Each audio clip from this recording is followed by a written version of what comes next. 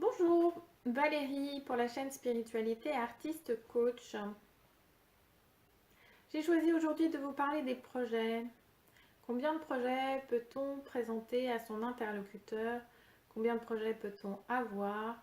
Et surtout, comment les mettre en place, aller au bout? Vous le savez certainement, l'importance des dates dans les projets, les objectifs que l'on se fixe. Un projet doit impérativement être daté et surtout quand vous en parlez. La personne a besoin de savoir ce qui fait partie de votre quotidien. Si c'est un projet à 5 ans, eh bien évitez de lui en parler. Elle veut savoir ce qui est dans votre actualité quotidienne là maintenant, ce que vous allez faire dans les 6 mois, 1 an, 2 ans à venir maximum et encore.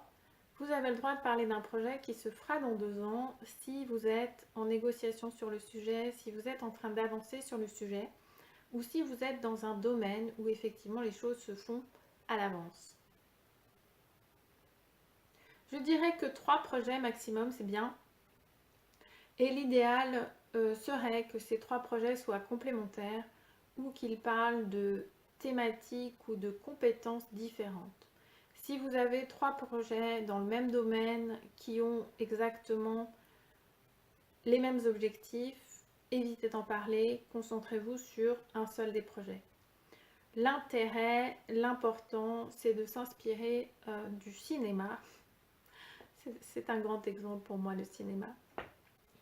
De s'inspirer du cinéma, de ce qui fonctionne au cinéma, et sachez que vos interlocuteurs, même quand ils sont dans la vie réelle, ils ont besoin d'être stimulés en permanence. Et donc, quand on fait des vidéos au cinéma ou quand on fait de la publicité, on fait en sorte que l'attention du spectateur soit attirée à différents endroits, que son regard change d'endroit, de place, que ça bouge de façon à ce qu'il soit stimulé et qu'il reste actif, qu'il ne soit pas dans l'ennui. Et bien quand vous êtes avec un interlocuteur à qui vous vous adressez, c'est un peu la même chose. Il faut savoir rendre votre conversation intéressante, stimulante, et c'est bien de changer de sujet, de thématique, de projet. Et donc plus vous allez être créatif et rendre vivante votre conversation, mieux c'est. Et pour les projets, je crois que 3, c'est bien, à condition donc sur des thématiques variées. Et puis vous pouvez choisir d'agir de façon différente chaque fois que vous présentez un projet. Par exemple, sur un, vous allez juste donner le résumé et la thématique. Sur l'autre, vous allez dire quelles actions vous avez déjà mis en place. Et sur le troisième, vous allez dire avec qui vous travaillez. Comme ça, la personne a eu une vue assez large de vos compétences, de ce que vous faites, de votre capacité à agir. Et en même temps, elle peut vous poser des questions sur les différents domaines, sur les sujets que vous n'avez pas abordés. Ça vous permet aussi de tester si votre interlocuteur est intéressé, veut en savoir plus ou non.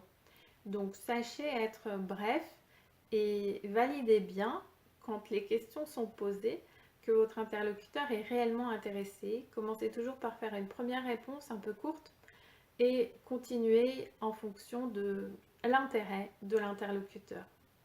Il y a beaucoup de gens polis et courtois sur cette planète, donc c'est important de faire la différence entre une question de courtoisie et une question qui manifeste un réel intérêt. Ça vous évitera de perdre des contacts qui pourraient être utiles. Je vous embrasse, à bientôt.